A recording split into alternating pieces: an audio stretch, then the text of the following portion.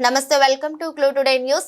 ప్రజాస్వామ్య పరిరక్షణ ధ్యేయంగా ముందుకు సాగాలి అని ఆకాంక్షిస్తూ గట్కేసర్ మున్సిపాలిటీ ఎన్ఎఫ్సి నగర్ 2వ వార్డులో కొమ్మగోని రమాదేవి మైపాల్ గౌడ్చే పతాక ఆవిష్కరణ మరియు బాలమిత్ర లెర్నింగ్ సెంటర్ ఎన్జీఓ నిర్వాహకులు కుమారి గంటల శ్రీకృతి జయకృష్ణ ఆధ్వర్యంలో ఏర్పాటు చేసిన పతాక ఆవిష్కరణ చేయడం జరిగింది. ఆ సీటు పార్క్ వద్ద సీనియర్ సిటిజన్స్ ఏర్పాటు చేసిన పతాక ఆవిష్కరణలో పాల్గొన్నారు.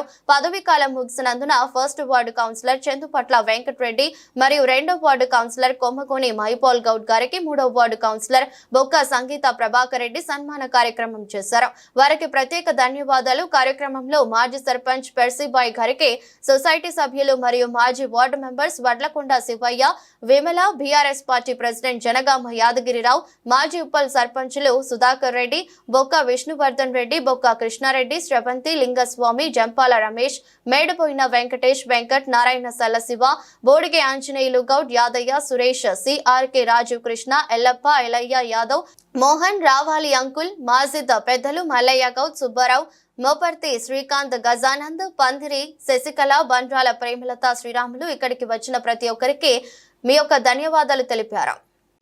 ఎందుకంటే మున్సిపల్ మీటింగ్ అయినా బయట నిలబడితే ఆమె గొంతు కనిపించేది.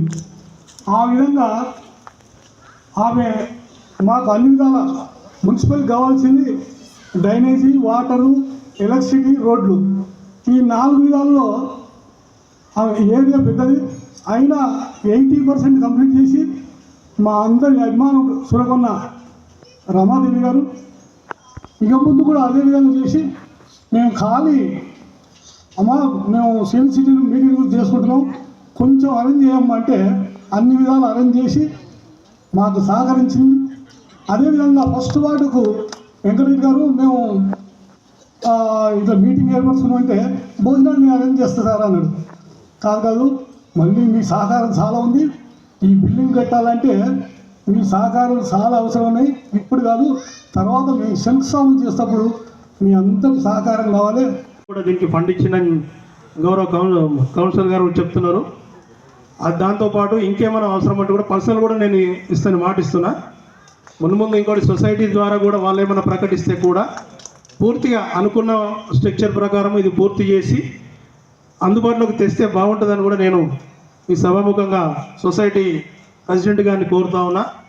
ఈ సభాముఖంగా మీరు కూడా ప్రకటించాలి. సొసైటీ అమౌంట్ అనేది వాడుకుందాం, మనకే కదా ఇంకో ఊరుతాను.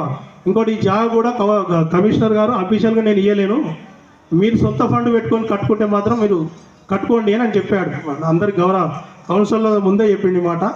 నేను కూడా ఏం చెప్తుంటే మనం ఆ అవసరానికి ఉంటుంది, ఈ స్థలాన్ని వాడుకుంటే బాగుంటుందని కూడా మీ అందరి ముంగట చెప్తున్నాను. దీనికి పూర్తి సహకారం నా వంతు ఉంటుందని సభాముఖంగా చెప్తున్నాను. పూర్తి అయిపోయింది. మరియు పక్కనే ముస్లిం గ్రేవ్ యార్డ్ కూడా అది ప్రాసెస్ వర్క్ నడుస్తుంది. అది కూడా ఆ 2 కార్యక్రమాలు ఈరోజు సాయంత్రం ప్రారంభోత్సవ కార్యక్రమం ఉంటుంది కాబట్టి అందరూ రావాలని ఈ సభా వేదిక ద్వారా ఆహ్వానిస్తున్నాం. రాలేకపోయారు, వాళ్ళ ఎమ్మెల్సీ గారు కూడా వచ్చి బిజీ షెడ్యూల్లో రాలేకపోయిన సందర్భంగా ఈరోజు గౌరవ చైర్పర్సన్ గారితో మన తోటి 1, 2, 3 కౌన్సిలర్లు మరియు ఈ కార్యక్రమంలో కూడా మీరందరూ కూడా పాలు పంచుకొని రావాలని ఈ సభా వేదిక ద్వారా మీకు ఆహ్వానం పలుకుతున్నాం. Thank you. మిగతా కౌన్సిలర్ సభ్యులు రమాదేవి, వెంకటరెడ్డి, సంగీత గారు, ప్రభాకర్ రెడ్డి గారు, వెంకటేష్ గారు, సొసైటీ అధ్యక్షులు రూప్ సెల్లు, మన లక్ష్మణ్ నాయక్ గారు, రమేష్ గారు,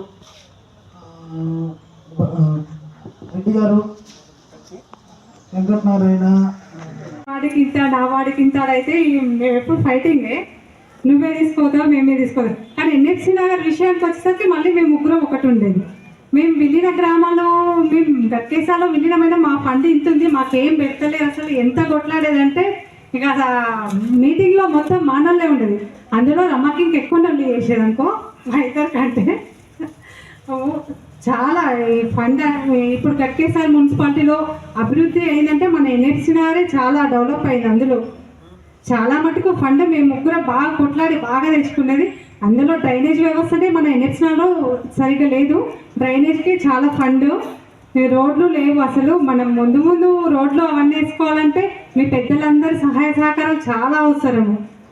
ఈ ఈ ఈ 5 ఏళ్ళు నాకు సహకరించిన పెద్దలందరికీ ధన్యవాదాలు. ముందు ముందు పెద్దలందరూ మాకు సహకరించాలి, మేము మీకు సహకరిస్తాము. అందరికీ ధన్యవాదాలు. ఈ అవకాశం ఇచ్చినందుకు పెద్దలందరికీ నమస్కారం. అవసరమా అనే విధంగానే ఉండుంటే మళ్ళీ కూడా మీరు నీకంటే యాక్టివ్గా ఉండేటోళ్ళు ఎవరమ్మా అని మళ్ళీ నన్ను ఎంకరేజ్ చేశారు. నన్ను చేయడంతో మళ్ళీ కౌన్సిలర్గా పార్టిసిపేట్ చేయడం జరిగింది. కౌన్సిలర్గా అయిన తర్వాత నిజానికి నేను మన వార్డు ఎట్లా ఉందంటే చాలా అస్తగస్తంగా, రోడ్లు సరిగ్గా లేవు, మోరీలు సరిగ్గా లేవు, ఎక్కడికక్కడ పొంగడము, డ్రైనేజీ వ్యవస్థ ఆగమాగము, ప్రతిదీ ఇళ్ళకి నీళ్ళు వచ్చేది. అంటే అంతకుముందుకంత వర్షాలు పడకనో మరి ఏందో కానీ కాంపౌండ్ వాల్స్ లేక ఇళ్ళకి నీళ్ళు రాకపోయేది. తర్వాత కాంపౌండ్ వాల్స్ కట్టిన తర్వాత ప్రతి ఒక్కరి ఇంట్లోకి అక్కడ గేట్ రోడ్లో ఇక్కడ విద్యక్క వాళ్ళ ఇంటి లైన్లో అందరికి ఇళ్ళకి నీళ్ళు వస్తే నేను చాలా బాధపడేదాన్ని. అసలు ఏంది పరిస్థితి ఇట్లా అవుతుంది అన్నట్టుగా నేను చాలాసార్లు చైర్పర్సన్ గారికి దృష్టి తీసుకుపోయినా కూడా వెంటనే స్పందించే రకంగా ఉండకపోయేది. కమిషనర్ గారు కానీ చైర్పర్సన్ గారు కానీ ఎన్నోసార్లు అడిగితే కానీ పని పెట్టలేని పరిస్థితి. నిజానికి 100 సార్లు అడిగేది నేను, ప్రాబ్లం ఉంది, చాలా తీవ్ర ఇబ్బందులు పడుతున్నారు అని చెప్పి గేట్ రోడ్లో రెయిన్ లైన్ అయిపోయడం జరిగింది. అయినా కూడా ఇంకా ఇబ్బంది ఎక్కువ వర్షంతో మళ్ళీ ఇంకా కూడా రెయిన్ లైన్ వేసినా కూడా సరిపోక మళ్ళీ డ్రైనేజ్ లైన్ పెట్టడం జరిగింది. అక్కడ 2 లైన్లు కూడా పెట్టడం జరిగింది. చాలా వరకు నా కౌన్సిలర్ పీరియడ్లో నా అండర్ గ్రౌండ్లు పనులే ఎక్కువ చేశాను. అది కనిపించదు కూడా ప్రజలకి. కానీ వీడ్కోలు పొందడానికి వచ్చినటువంటి కౌన్సిలర్లు వెంకటరెడ్డి గారు, రమాదేవి గారు, ఒక్క సంగీత గారు, ఉపాధ్యాయ మరో నాయక్ గారు, వేదిక మీద ఉన్న పెద్దలందరికీ, మరి వేదిక మీద ఉన్న నేను వాళ్ళ ముందట మాట్లాడుతున్నట్టే నేను చాలా గర్వపడుతున్నాను ఈరోజు. ఎందుకంటే నేను ఇక్కడ మర్చిపోలేదు సంఘటన. ఇక్కడ నేను ఈ కాలనీలో వాటర్ క్యూరింగ్ చేసిన, పాలు పోసిన, మీ అందరి సహాయ సహకారాలతోటి ఈరోజు ఈ కాలనీని మన్ననలు పొందుతున్నా. నేను చాలా గర్విస్తున్నా. నేను ఎప్పుడు కూడా మన కాలనీ గురించి నిరంతరం కృషి చేస్తూనే ఉంటాను. నేను మీకు ఎలాంటి ఇబ్బందులు ఉన్నా, ఎలాంటి ఉన్నా నేను కాలు ఎవరైనా ఫోన్ చేస్తే, అంకుల్ ఫోన్ చేసి నేను ఇంటికి వస్తాను, అవుతాను కాలు ఫోన్లో చెప్పేదో నేను వస్తా. ఎందుకంటే నేను ఇక్కడ మీ కళ్ళ ముందు నేను చాలా చిన్నపిల్లని చెడ్డ వేసుకొని పెరిగినటువంటి వ్యక్తిని. నేను ఈరోజు ఈ ముందు మాట్లాడుతున్నట్టే నేను చాలా గర్వపడుతున్నా. నేను కూడా కింద కూర్చోవాలి, అంకుల్ పిలిచిండు, హైకి వచ్చిన. ఈ కాలనీ నిరంతరం కృషి చేస్తూనే ఉంటాం. ఈ కాలనీ నుంచి మన గట్కేసర్ మున్సిపల్కు 3 సార్లు అవార్డు వచ్చిందంటే మన కాలనీ, మన ప్రజానికమే, మన లీడరే. ఎవరికి గట్కేసర్లు గొప్పగా చెప్పుకుంటారు, మాకు 3 సార్లు అవార్డు వచ్చిందని. ఆ 3 సార్లు రేటింగ్ వచ్చింది ఓన్లీ ఎన్ఎఫ్సి కాలనీ.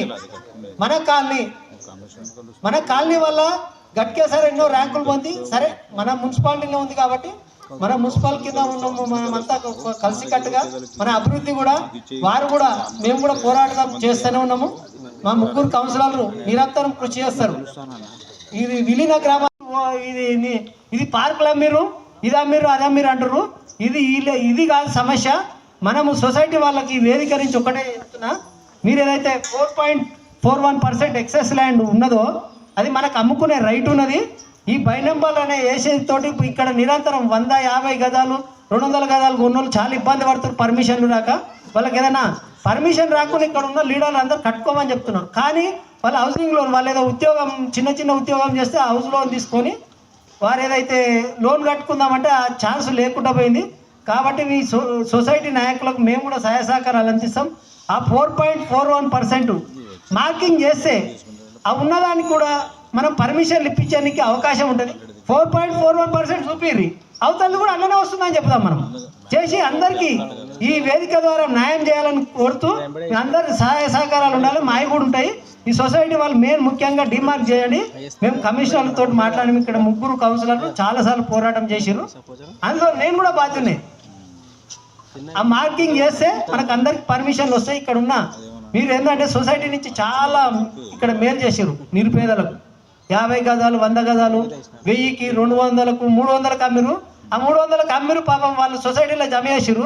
వీళ్ళు ఎక్సెస్ అమ్ముకురు అని చెప్పి వీళ్ళ మీద కొంతమంది మీద కేసులు నమోదైనవి. నేను దానికి చాలా బాధిస్తున్నా, వాళ్ళ మీద కేసులు నమోదైనందుకు.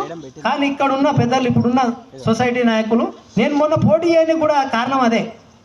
ఎందుకంటే వీళ్ళకి న్యాయం చేయాలనే ఉద్దేశంతో ఇక్కడ ఉన్న రూప్చంద్ అంకుల్ కానీ, లక్ష్మణ్ నాయక్ అంకుల్ కానీ, యాదే అంకుల్ కానీ, జక్కే అంకుల్ కానీ, సోమయ్య అంకుల్ కానీ, ఇక్కడ సొసైటీ సభ్యులకు ఒక 4 సంవత్సరాల క్రితం ఒక చిన్న పాప ప్రమాదానికి గురైన సందర్భాన్ని పురస్కరించుకొని మన ఎన్ఎఫ్సి నగర్లో సన్ రైజ్ చారిటబుల్ ట్రస్ట్ అని ఒక సంస్థ నిర్మించడం జరిగింది. దాంట్లో ఇక్కడ ఉండేవాళ్ళు చాలామంది మెంబర్స్, మన వెంకటరెడ్డి గారు, రమా గారు, రమేష్ గారు, మన సెక్రటరీ శ్రీకాంత్ గారు, ఇంకా మిగతా అందరి సభ్యుల సహకారంతో ఎవరికన్నా ఎమర్జెన్సీ ప్రమాదం జరిగినా, ఎమర్జెన్సీ హెల్త్ ప్రాబ్లం వచ్చినా మా తరఫున సహాయ సహకారాలు అందిస్తున్నాము. దాని తరఫునే మొన్న కమ్యూనిటీ హాల్లో హోమియో క్యాంప్ పెట్టడం జరిగింది ట్రస్ట్ తరఫున. అదేవిధంగా ఆ సందర్భంలో ఇంకో ప్రకటన కూడా చేయడం జరిగింది.